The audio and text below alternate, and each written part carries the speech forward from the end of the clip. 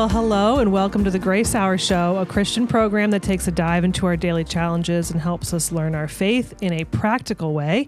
My name is Liz Robbins, and I'm joined by my co-host, Roger Robbins, today. Hello. How you doing? I'm doing good. Just Welcome congratulations to all the fathers out there who celebrated. Yes, we had Father's Day. We haven't been in the studio together in a little while. I feel a little like, I don't know, it's been a while. It has, but it's also good to be back. And to all our listeners, this week we're going to talk about reaching the lost and reaching different people groups. Yeah, right? we're looking at, each day is going to be looking at kind of a different worldview. Yes. And we had ours handpicked just for us, I feel it's like a layup, as we say. It's an easy basketball layup. Terminology. We get to talk about how to reach Muslims. And if you don't know us, then let us tell you, we love Muslims. Yes. And we spent about 10 years total living in a Muslim country, in Turkey, which is over 99% Muslim. So this is very near and dear to us. And like you said, an easy layup because we have spent years asking ourselves this question: how do you reach a Muslim? And we want to cover a few different things. We want to, and this will be, I think, very practical. Yes. And but before we even get into how, we just want to address the why, maybe, and recognize that, especially in America, there can be a stigma against Muslims. Yes. Yeah. And it's worth just clearing the air and putting that out there. Even when we were going on the mission field and we were excited to go to a Muslim country, we often found people kind of surprised that we would want to go. Also very fearful for us, that it would be dangerous, that Muslims are dangerous and scary.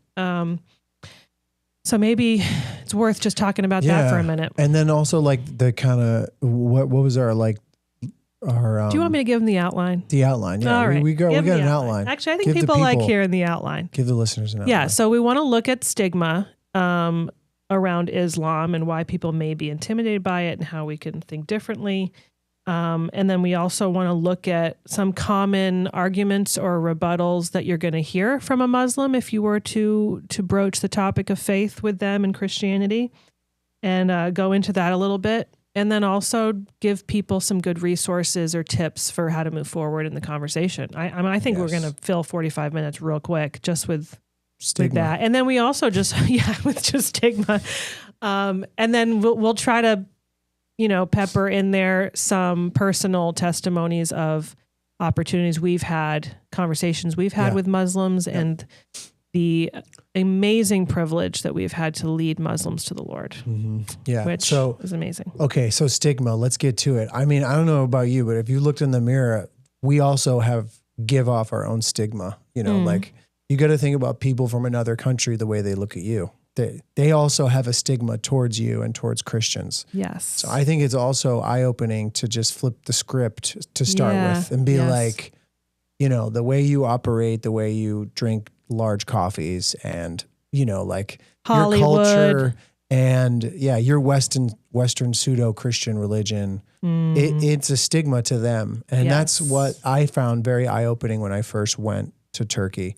Was that actually they had stigma towards me. And of course I did, but I think unraveling what they viewed me was quite eye-opening and also helped me try to kind of like slowly delayer or like unpack really kind of misconceptions, lies, and just real basic fallacy. Yeah. Kind of like myths, almost like boogeyman type stuff. Well, and isn't it true? It's like if you want a person to look at you as just a human being who's figuring things out, then you should give that person that same, like you said, unpack it. Like if you meet a Muslim and you just immediately have certain emotions that come, maybe fear, maybe hatred, preconception, or just anger.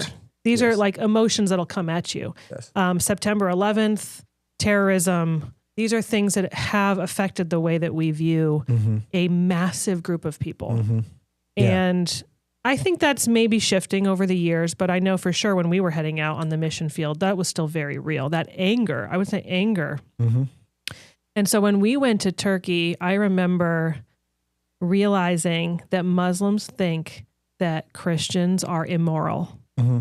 That hit me. Yeah. Muslims think that Christians are immoral. Why would they think that? Well, look at the West. Look at all of Europe and, look at us. North America. The and Christian South America, world, in their mind, Yeah. they look West. And when they look West, what they see is immorality in every facet of life. They see the family unit falling apart. That's a big one. They have a lot of respect for family. Immorality, just and those are like big time roadblocks to them through the stigma that they view us like in light of, for example, like drinking, you know, the amount of drinking they've seen of the West and the consumption of it and the materialism of it. A good Muslim does not drink. Yeah. And so to the pious Muslim, he or she is very much like stigmatized by that preconceived idea. It's like an easy way to write off Christianity, and they do. And I think we all do that. We want like a quick, clean way to be like, oh, I don't have to think about that whole category of fill in the blank. And so I think that's just good for the listener to be aware that if you're going to speak to a Muslim, they, just as you have misconceptions about them, they have misconceptions about you and your faith. And now you get to have a personal conversation with a human being. Right. Yeah. I think when you square those two things away, you can have a great conversation and like, it might even be a good way to start, right? I think so. Because when I go into it, well, many times we would say that like, hey, I don't drink. And they looked at me and they're like, what kind of sect are you of the Christian faith? I don't know about this sect. What is this? Is this the far end of the moon sect of like hyper ultra Christianity? And do they even know that the Bible teaches that you shouldn't be drunk? Yeah. Yeah. They don't know that. So, and then let's talk a little bit about the stigma we have as Westerners towards this very large religion, competing with Christianity, overtaking or undertaking, however you want to count it. Yeah. 1 billion plus, billion more Christians as well. But I think one of the biggest stigmas, I think just point blank for a North American or an American is you talked about 9/11, the growth and like the popular movement that became radical Islam, like between 30 to 40 years ago. And which is a small category within larger Islamic and was generated mainly through, of course, certain events, wars and historical events that have taken place, such as 9/11, that have really energized and propagated an overarching message that is not your average day, run-of-the-mill, beautiful little Muslim family that's, in their village with a hardworking dad and a mom working at home and kids studying hard and like the whole scene, which is very similarly lined up to ours somewhere in Iowa, who has a hardworking father and a hardworking mother. And, the kids are studying and going to school and playing sports. You know what I mean? Yeah. Yes. So that stigma or that kind of roadblock, that real log in our eye, so to speak, is that we can't see past it. And it's it keeps us from going. What a tragedy, right? Yeah, it keeps us from talking to them. It keeps us from reaching out to them. And actually, I wanted just to get a verse in there because I think get a verse in there, please. We already started talking. Get your verse in there. Colossians 4 verse 5. It says, "Walk in wisdom towards outsiders." This is Paul's final instruction to the church of the the people of Colossians, or the church of Colossae. And he says, towards the outsiders, walk in wisdom towards them, making the best use of your time. Let your speech always be gracious, but seasoned with salt, so that you may know how you ought to answer each one. So I think that's a good preface verse. Great verse for the whole week. For the whole week, that's what we're talking I about. think that's the verse, Colossians 4:5, because how we walk towards them or with them or alongside of them, it really matters. Yeah, it really matters, and that's why I think we are bringing up stigma, because I think one of the things that we overlook when trying to combat stigma Yeah. isn't necessarily answering their questions the right way and like maybe like practicing the way we think we should be practicing our own religion, or, you know, like winning those arguments or making those points. Actually, it's going about your business the way God's called you to do that. And what I mean by that is I found battling stigma, first of all, in my own life, and then and those that perceive me in the lives of others, specifically Muslims, was that we were watching each other, you know? Yep. And I realized, like, we shouldn't do that. Actually, the Christian's called to watch Christ. And through watching Christ and doing that, then the way we walk towards them, it's really, we're seeing Christ. Yeah. And so when that takes place, the average Muslim person sees someone who's walking differently, and they're walking wise. They're not walking the way of all of the West, others, the quote unquote typical Westerner. Yeah. So that's what we saw, right? So, when and we I lived think there. that's kind of like, to sum up our missionary experience in the last long time, 20 years for me, reaching out to Muslims was, I got over the original stigma, which was, and I think the original, or like in the West, because of 9/11, like I said, the events that happened, it's like everyone's trying to kill you. You know, like I think that broadly speaking and they're all extremists. Speaking, they're all extremists, and they're all been lumped in one category. And even, can I just say, even a very devout, pious Muslim is not an extremist. Yes. Yeah. Most of them. Yeah. I mean, I have some really good friends, like people I continually text with that are like, they have very long beards and they wear a robe and are like a very interesting and very beautiful, colorful hat, like cap on their head, you know. And they're not terrorists. Oh, they're the most beautiful people. We play soccer together, and like we eat food together, and we watch the same movies. Can I say also, I'm thinking about from the woman's perspective, because I think for women, when we think about Muslims and we think about Muslim women, we immediately think of a very oppressed woman. Yeah. And that Islam is very anti-women and very oppressive. And I'm not disagreeing with that in many contexts. Absolutely, they are. But I think what can happen, and this is what happened for me, so maybe I'm just sharing my personal thoughts on it. When I went to Turkey and I saw women walking around with headscarves, for example. And by the way, not all Muslim women wear the full burqa, you know, the black full coverage with just the panels that we see made famous from National Geographic photos from Afghanistan. In Turkey, that's actually incredibly rare. And in many Muslim countries, what you're more likely to see is a woman wearing modest clothing, a dress that goes all the way down to her feet, and long sleeve shirts. And they'll wear a headscarf, but their face will be open. And when I saw those women, I would immediately think less of them. I thought that those women were weak. They were letting themselves, you know, I'm talking about university girls walking around downtown Istanbul. And I'm like, what's your deal? Like, why don't you free yourself from this oppressive religion, right? Just bounce out of that house. Yeah, like push back, you know, like do something. And very judgmental and also incredibly unhelpful to reaching them. And so it's better to ask the question, why? Why would a young woman who's educated, going to university, likes to shop at Zara and H&M, why is she wearing a headscarf? Why would she do that? Yeah. And they'll have all different types of reasons. But if you ask her that question with kindness and respect, you're going to have a great conversation, no matter how you cut it. For sure. And it's, I think just in general, whenever you're trying to reach anybody, you got to be aware of how you're thinking and recognize that these people aren't idiots, right? They're not fools. Yeah. They're living their lives the best that they can. Yes. They're very capable. Obviously, they are deserving of your honor and respect just because they are made in the image of God. Right. Thank you for saying that. Yeah. And so we should automatically give them honor and respect, dignity. Like dignity is a big one. Like, right. Like if we don't look at a person and immediately give them the absolute most dignity, we're not doing justice to the gospel. Yes.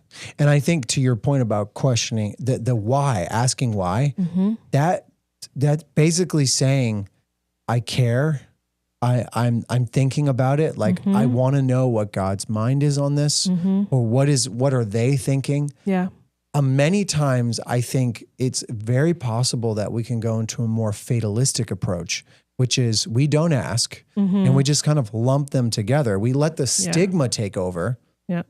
And we let the stigma be like a we lose the roadblock to the barrier in which we will not jump over or climb over or, blow up and bust through and try to get to them, And I think that comes back down to they're love for a human soul and that they're worth it. They're worth it. So in our journey, I think one of the things that I'd like to share is that I realize that Muslim people are closer to God than many people. They love God. And that there's stigmas and preconceptive, like even seed thoughts, like from way back, from a movie you watch, from your pop culture, from an event, from a book that you've read, from, your father's story that just was not true. Yeah. Like, they're all savages. You know what I mean? Like, right. It's the same thing. It was a lie. It's not true. And when you break through that, you realize these people are seekers.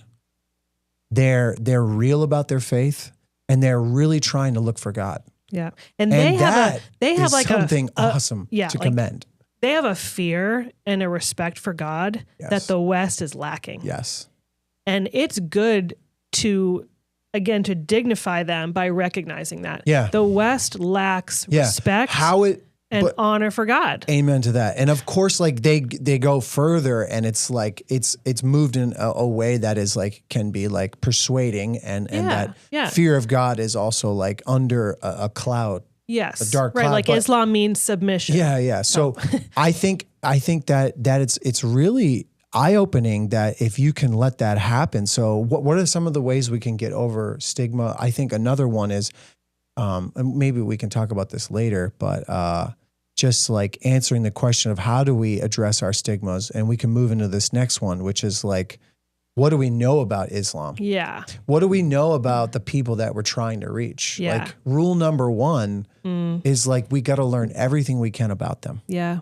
So like, what's the crash course? It's like two things, all right? One isn't there a Bible verse, Pastor Roger, help me out here, that we should be winsome? Is that like in 1 Peter or something? Winsome. Like like not charming, but like that we should present ourselves in a way that we would win people. I just remember in some translation, it said the word winsome, and it just was such a nice word. Wow. I was like, I like that we should be winsome. Like that we shouldn't be offensive. The gospel is offensive in and of itself, but we don't need to be offensive. We should be winsome. Like I don't know. Anyways. Keep going. So as you try to find my random verse I just threw at you, I think there's two things. One is that we can learn about Islam and about their faith so that the stigma is removed when you start to learn more. Like even that question of why would a woman wear a headscarf? Why would she choose to? Most of us are like, oh, the dad is really oppressive and he's an angry guy and he's forcing her to. That might be. But there are other situations where a young woman who believes that it's the right thing to do, it shows her modesty. It shows that she is respectful. There's lots of reasons, right? So learning about a person's faith, in this case, Islam, is important. And then the other side of it is recognizing that the way that we live really matters and that they're individuals. Yes. In any situation, they could ask you a question and it's not the real question. Yeah. My son just did that this morning. He was like, what did he say? He asked a question and I was like, just ask me the real question. And the real question was, can I have some candy? Yeah. But he asked me another question. Yeah. And we do that a lot. Yeah. People do that a lot. They'll go at something, but really behind that is a hurt, a doubt, a pain, an experience, a misconception, so many things that aren't in the question they asked you. Yes. And we get to like have a personal conversation if we are open. Like the word curious comes to me, like if we would be curious about a person instead of letting the stigma and the misconceptions and all of our assumptions, fill in the blanks of that person. Yes. Let them fill in the blanks. Why are they this way? Why do they think this way? Yeah. Let them tell you. Be curious. Ask questions. This is just true of relationships in general. Don't fill in the blanks. Yes. I think that's what stigma is. That's what assumptions are. They're filling in blanks. We have no business doing that. We really don't. And again, that's, I think, why I started this off by saying, like, you have been stigmatized. You need to look in the mirror and, you know, like, some of the things that we do are offensive to others. You know, we go beyond what is necessary. Like, and I think it's good to be sensitive to them. There is one verse, it's 1 Thessalonians, it might be, but it's probably not. So chapter 4, it's Paul's teaching towards like a life pleasing to the Lord. And it says, now concerning brotherly love, have no need for anyone to write to you, for you yourselves have been taught by God to love one another.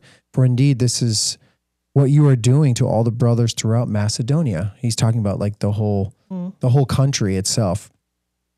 But we urge you, brothers, to do this more and more and aspire to live quietly and to mind your own affairs and to work with your hands as we instructed you, so that you may walk properly before outsiders and be dependent on no one. Interesting. Be dependent on no one. Yeah. There's a lot of interesting context behind that, but I like one of the ideas in the teaching there is that you wouldn't gather from someone else information about a certain individual, that you yourself would find out who that person is face to face, right? Like, I didn't read it online. I didn't Google it. I didn't look at the pictures. You're not a category. Yeah. You're not a subculture. I mean, yes, you can per some grouping of some type of collection of data, but really it's a soul. And when we get beyond that and we let God through the conversation or through that, like Jesus and his 34% of his ministry being one-on-one was face-to-face. And it was extremely revealing the stigmas that people had towards Jesus, right? Like, this is who we think you are, and it's not, you know? Oh my gosh, that's a good point. So one thing that helped me was I read the Quran. Yeah. Okay. So I did not get like converted by Islam or like, you know, or the fear of it. I can't tell you how many times I've heard Roger tell a Muslim person that he's read the Quran. Twice. And they can't believe it. It's the best. It's like the best moment in the conversation. Yeah. I'm like, it's a, you know, what a sign of respect. Yeah. I was like, I want to read your holy book. I want to read your holy book. And I think it's very important that people out there, I'm not like promoting reading it, but like if you want to reach them, read their book. Yeah. And understand where they're coming from. And there's some amazing, interesting chapters in there that are very insightful as to how people think in this culture. And by religion. the way, when you do say that, many of them have not read the Quran. Yes. And I would say a majority of the people that we were reaching in Turkey, they'd never had read the book. Which is so the case in America with anybody, right? Like they could be like, oh, I'm not a Christian because I don't like this, and that. And they've never read the Bible. Yeah. So it's the same in Muslim settings. It is. And it's like we want to walk in their shoes. And I think that's important. I'm not debating, to be honest, all the reading that I did, I read the hadiths, the main two hadiths that are subcategories or those are like add-ons to people who don't know what they are. Of the Quran that came a little later. And they're highly regarded and actually sometimes more read than the Quran itself. Yet I think it was eye-opening that, you know, I didn't use it to debate them. I used it to help them understand. I was like being all things to all men. Like I was trying to understand where are you coming from?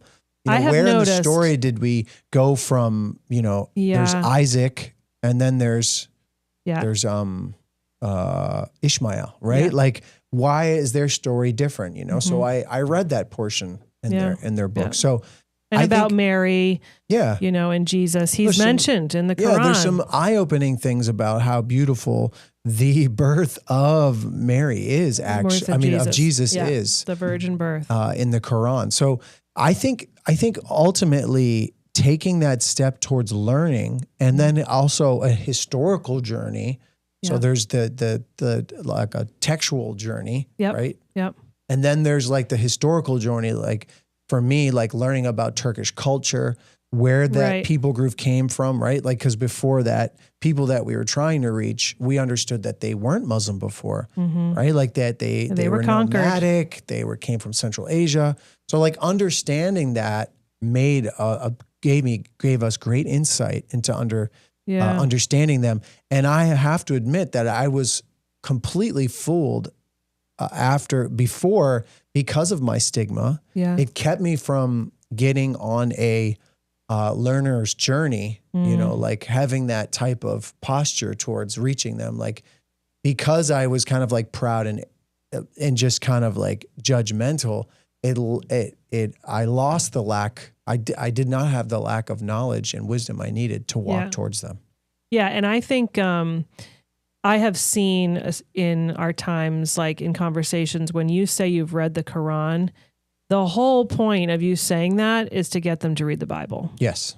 And it works. Can I just say, it does. It works when you dignify their holy book. Yeah. Within their culture, even, there is a sense of like, if you invite someone to your house, the understanding is they now have to invite you to their house. If you've given them a gift, sounds a little tricky. They have to give you a gift. Islam is transactional. Yes. It is. Yeah. So if you say, I've read your holy book, why don't you go read mine? You don't even have to ask it. They will feel obliged that, oh man, like it's cool. I should read theirs. This past weekend, I was up in Boston visiting some family, and my Uber ride there was a Sudanese guy, 50, and we had an hour and a half conversation. This was this weekend, guys, in America. So it was the Lord ordained this. Roger had 2 conversations in one weekend. Yes, with and they Muslims. were both Muslims. So the first one was a very like devout and good Muslim man who has like 6 kids here in America. He's an American who immigrated from Sudan. Anyway, we had a discussion about one of the things that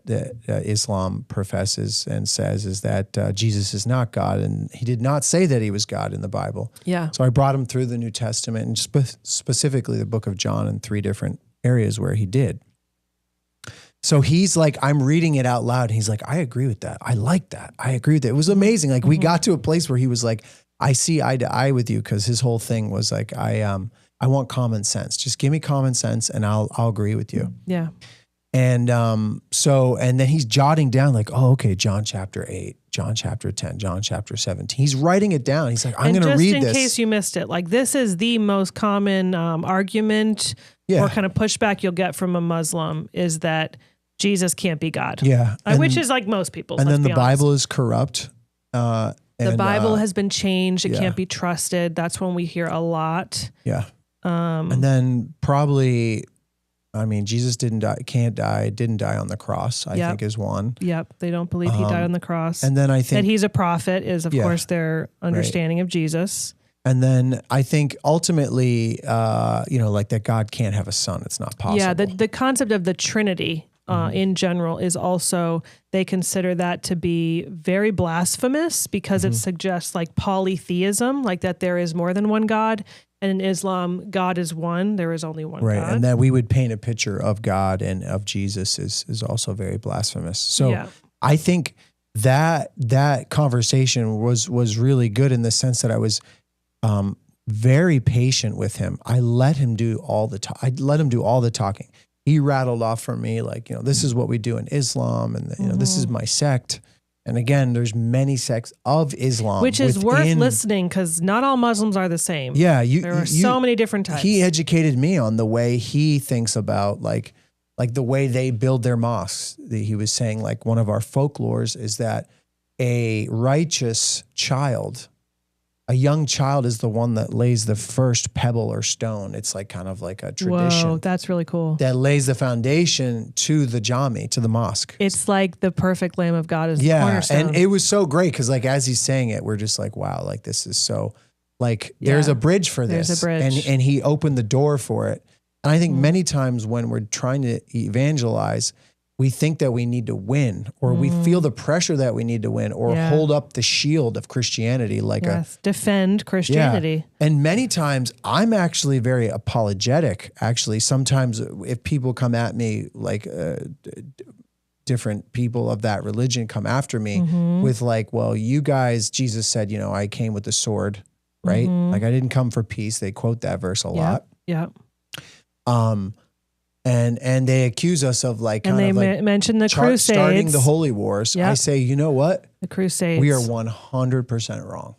We were 100% wrong. And I'm so sorry. I'm here to say on behalf of anyone I could possibly, I'm a nobody. Yeah. But if I was a somebody, I would tell you like, I'm so sorry. Like that was so wrong. Yep. And I don't know what we got to do. And that's not Jesus' message. And then I would go into, that's not the message of my leader. My leader never said that. And if you read my book, you would see that his dying words were not that. And the reason why you're saying that too is because the message of their leader was so the sword. This is a good segue. A great book to read. Mark Gabriel is the author. He's an Egyptian professor, both of Islamic studies and then Christian studies. He's a converted imam that came from Imam is like a Muslim priest or leader. Well, yeah. Just a in leader. Case people yes. Know. Yeah. And he converted in Cairo and fled the country. And he has an amazing story about it in the, I think, the 90s. Mm-hmm. And he came to America here. And he wrote a book called Jesus and Muhammad. And basically what he does in this book called Jesus and Muhammad is he lays out side by side everything that these two leaders did. It's a very good tool. It's very, if you want to start to learn and understand more about Islam and just compare it side by side practically, like how was Jesus born? How was Muhammad born? Mm-hmm. How was Jesus's early life? How was Muhammad's early life? Like, and he uses the Quran and the major two hadiths, the top two, the ones that are most highly recognized and accepted, because there are other hadiths, smaller ones. And he uses it just to compare notes. Like, let's compare notes. And he puts it on the table and he goes through chapter by chapter and he weaves in his personal testimony of how he came to the Lord. He was he had the ability to memorize things off a page. He had what do you call it when you can memorize? I don't know, like photographic memory. He could quote the entire Quran when he was a kid. He went to an amazing madrasa, a very famous, world-renowned madrasa, which is a school to learn Arabic and to learn the Quran and to teach the Quran and which you have to learn sing. Arabic to do that. Yeah, and so he memorized that in like one of the major hadiths already at a very young age. He was like an up and coming guy, but not to spoil it, but he found Christ by asking questions when he compared the two. Yeah. And so this book is I've heard you do that often when speaking with Muslims, is just suggesting that you compare Muhammad and Jesus. And that's what I did with the Sudanese man. I said, tell me about your leader. Just talk to me. What was his message? And he would talk about Muhammad and his message. And I said, well, tell me a little bit about, because the Quran specifically says that you should know every prophet's message. What is the message of Moses? And he would say, it's similar, but it's like this. And then I go, what's the message of Jesus? What is the prophet Jesus? What's his message to you and to us and to the world? And I really get him to talk, and he didn't. And you also usually tend to say, how can you know the message of Jesus if you haven't read the New Testament, the Gospels? And sometimes that's a roadblock. They would say, well, the Bible has been corrupt. Can't trust it. But an all-powerful God can't keep, his prophet's word. A holy Quran pure, but not a holy Bible pure. Yeah. Like he can't keep those words. It's good because it makes them face the fact that although, especially like more moderate Muslims, like to say, hey, no, we love Jesus. Yes. He's we love his words, and Jesus is a prophet. Right. It forces them to confront the fact that, you know what, we say that, but actually we have not respected him as a prophet because we don't teach his teachings. We don't read his words, and we should. So it kind of forces them to. There's a little bit of dishonesty there. Like, you know what, your imam's being a little disingenuous if he has said that, but he won't let you read his words. Yeah. So and that's causes what happened friction. With Mark Gabriel.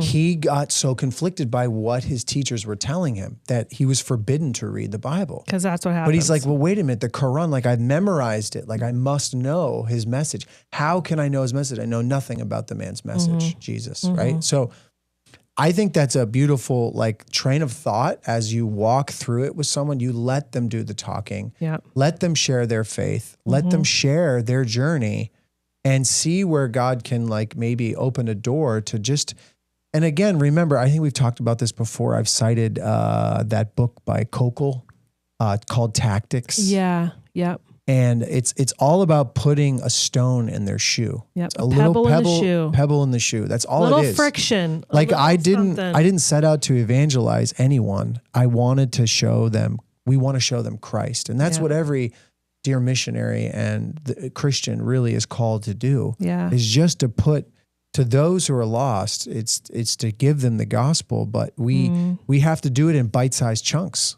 Yeah. You know, we can't do an overwhelming like PhD synopsis in an hour and a half in that Uber ride. And I will say, like, you know, we were both missionaries in a Muslim country, but we had very different tactics, actually. Yes. When I would speak, and I would only really speak with women, again, that's because of the culture and the religion there, which, by the way, is just a shout out to women. The Muslim world needs women missionaries. Yes. Why? Because men cannot reach women. Yeah. It's huge. I'm just saying it's something that was incredibly humbling to understand that when we had to leave Turkey because we had, you know, we were having babies and all those things were happening.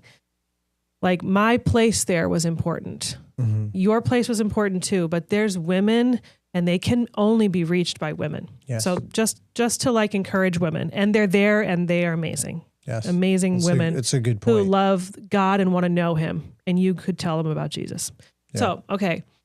My tactics were a little bit different. I haven't actually read the whole Quran like you have. I've read portions of it. I'm aware of some of the things, aware enough of it.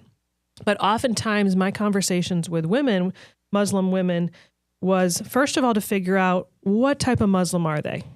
Because there are so many either nominal Muslims or like what I could call like westernized Muslims. Yeah. And what you're going to hear from a westernized Muslim is that we're not that different. We believe in the same God. They really love, I've had a lot of conversations with especially young westernized or nominal or educated Muslims who like to say that we believe in the same God.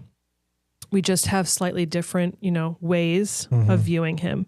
And that's a really important one. So one tactic I have often used is, first of all, perhaps they are not a Muslim. I've had that conversation where really the whole conversation is me saying, you know what, I'm not sure if you are a Muslim. And they could be like, what? And we kind of laugh. I could say it in a joking way where we're at that point in the friendship, you know, and they're like, what do you mean? I'm like, I mean, there's certain things that you have to agree to be a Muslim, just like there are with Christianity. Like you have to agree the creed. That the Bible is inerrant, like these creeds, right?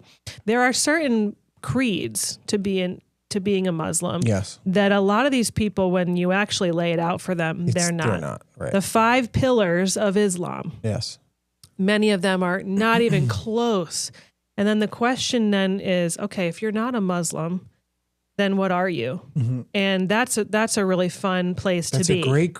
They're like on the road, I like to say. And I'm like, this is exciting. Even if I don't get to continue on that road with them, I encourage them, continue down this road. And the one other thing that I often have found is this argument that we believe in the same God, because there is only one God, Allah.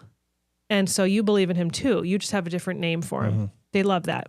And I love to talk about that because I give an example and I say, remember I did this with a young Turkish girl, Elif, who became a believer. She said, we believe in the same God, different names. I said, okay, what if I said to you, have you ever met Roger? And she would be like, yeah, I know Roger. And I'd be like, well, maybe you know a different Roger. So what's he like?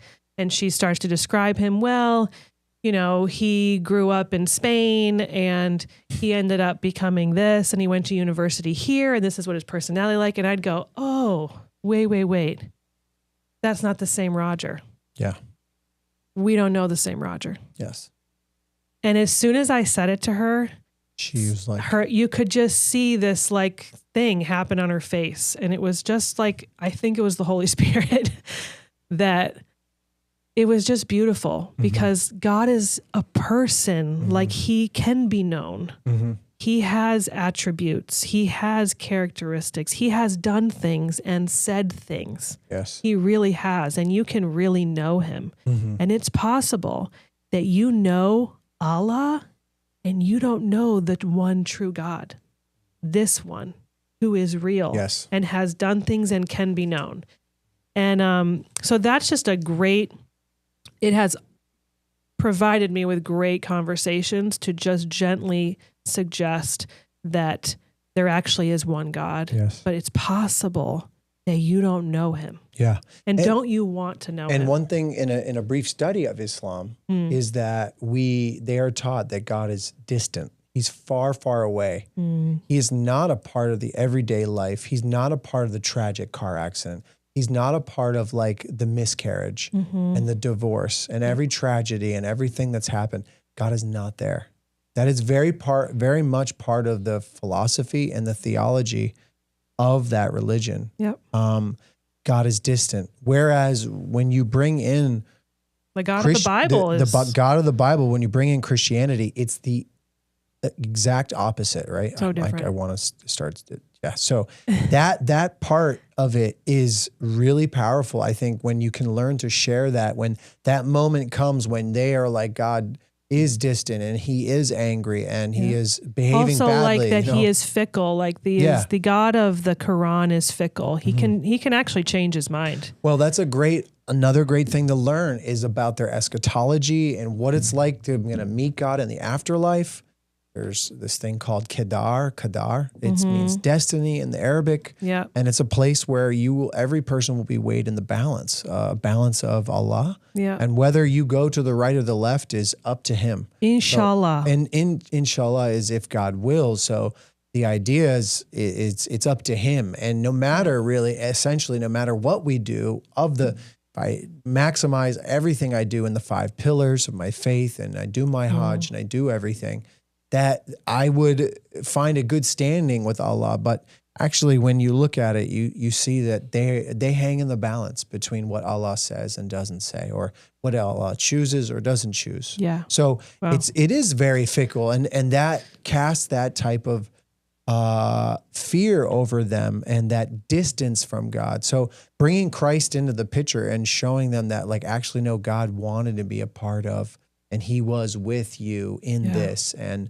here's why. So love, like that God is loving, is that is distinctly Christian, Judeo-Christian. Yeah, that's a good one. I think another just side point I think is just good to, like, nuts and bolts wise. Like I like to talk about how really when you put the religions on the table, the worldviews of the world on a table, you look at the Christian religion and it's distinctly different than all the others. How because so? They're the only one that has their leader and God come to the earth to save them and to fix their problems through the means of grace, meaning like unmerited, unpayable forgiveness. Like there's no measure to it. Whereas in all the other religions, there's an active work system, a system in which they can merit and earn and build and climb and try to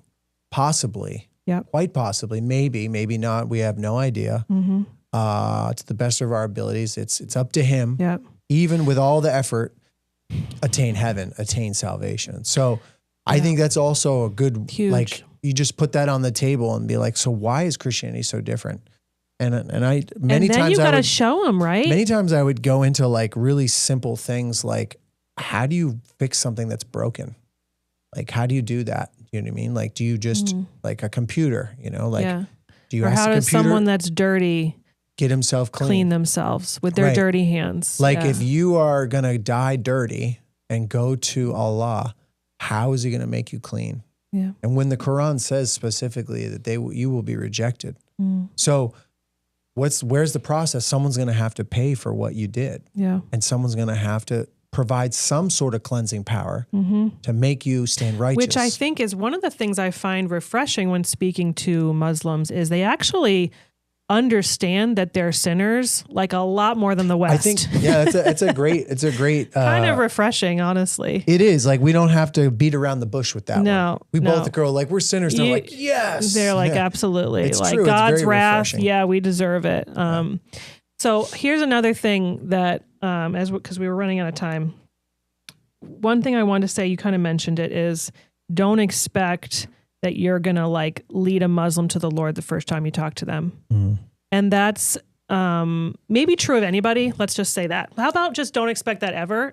Like you were saying, pebble in the shoe instead of a sidewalk conversion, or sitting next to them on the airplane, and or whatever. We're not shooting down a sidewalk conversion. I mean, may it be so. Yes, Lord, make it happen. Yeah. Yes. I'm ready. But I have found the opportunities I've had to lead a Muslim to the Lord, when I know what's happened in their lives, it's very obvious that it wasn't my one argument or our one conversation that brought them to the feet of Jesus.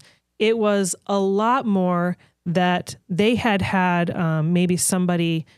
They walked into a church when they were 14 and they sensed the peace of God somehow, and it intrigued them. And then later on, when they were in university, someone had a Bible and they read a verse. And then, like there have been seeds planted, there has been watering of those seeds. And then by God's grace and his work, was able to see that fruit come to fruition, and they give their life to Christ. There's so much value in every conversation where you are giving them an opportunity to consider Christ. Yes.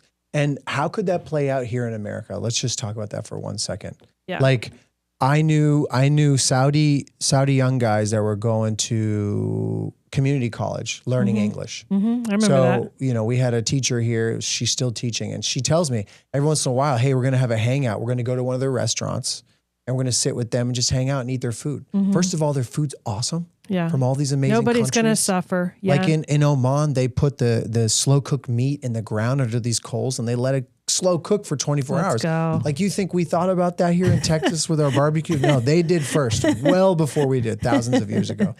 Anyway, it's breaking Respect. bread. It's showing them that dignity, sitting on the ground, eating with them, being with them, walking into their houses, doing what they do, inviting them to your house, like walking with them alongside of them, giving them the room that they need. I remember one guy had to go in the other room and pray, and I didn't find it disrespectful at all. I was like, you should pray, like go and do that. And I'm going to pray here too. You know what I mean? Like with that attitude of like wanting to walk alongside that person might be the thing that turns the tide.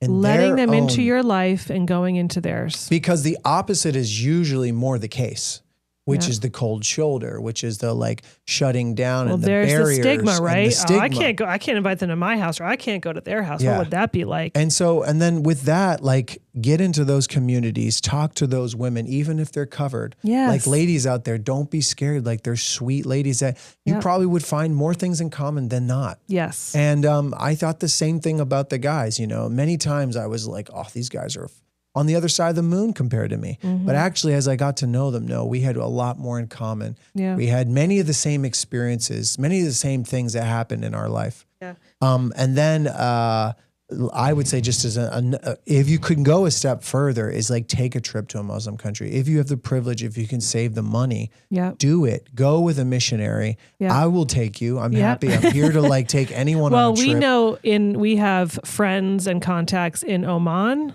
They're going to Dubai. Yes, this November. Turkey is a very easy place to visit. What are other Muslim countries that are easy to visit for Westerners? You can go visit the church in Albania. A small percentage of the population in Albania. Bosnia is 20% or more is Muslim. Yeah. Macedonia, Bulgaria has a small percentage, and then I think also like Azerbaijan's a great country to visit. Baku. Yeah. We have an amazing a couple churches there, and a whole different side of Islam that you can meet and learn about. You can go to the churches in Central Asia, Kyrgyzstan, Kazakhstan, Almaty, and Bishkek. These places are amazing, and they are eye-opening and life-changing. And I would dare say, if you go, you will not be able to unsee the work of God and how close I think, these people are. The easiest way to remove the stigma is, even if it's just a short trip, it will change the way that you see the Muslims in America. It will change the way you see the Muslims in Europe. We have a comment from our French brother, Dominique Di Piazza. Hey, brother. We know that there are many Muslims in France, and it's an opportunity, absolutely, like to walk alongside these people. I mean, we're out of time, but two things we wanted to say, in addition to the Jesus and Muhammad book. The other one that is great is by Nabil Qureshi, which is Seeking Allah, Finding Jesus. Amazing. And he was a devout Muslim from a Pakistani family. Yeah, who found Christ in the Quran and followed him into the New Testament and became an amazing apologist for Christ. So, but then the other big one is just, if you meet a Muslim, offer to read the Quran and ask them if they've ever read the Bible. And the Gospel of John is the one we always recommend. It's short. Just read the Gospel of John. It's the words of Jesus. There is so much in there that will challenge them, and it will show the love of God for them. So those are just like some practical resources. And may we read Acts 17, right, Paul's message to the unknown God, to, just another unreached people group, so to speak, the Greeks. And he said, verse 24, the God who made the world and everything in it, being Lord of heaven and earth, does not live in temples made by man, nor is he served by human hands as though he needed anything, since he himself gives to all mankind, including Muslims and every other creature, breath and everything. And he made from one man every nation of mankind to live on all the face of the earth, having determined allotted periods and boundaries of their dwelling place. Those are the countries that we see here today, that they should seek God and perhaps feel their way toward him and find him. And here it is, yet he is actually not far from each one of us. Come on. Wow. He is not far from these people, nor any other religion. And may that be so as we continue this week on this reaching different people for Christ. Yeah. Wow. All right. Well, that's it. That's all we got, guys. Thank you so much for joining us today. And don't forget to subscribe so you don't miss any shows wherever you watch or listen: YouTube, Apple Podcasts, Google, Spotify. And thank you so much for the comments, yeah, Lawrence. The comments. From Oman. Yes, we were there together. And Dominique. God bless you. Yeah, God bless you all. Thanks.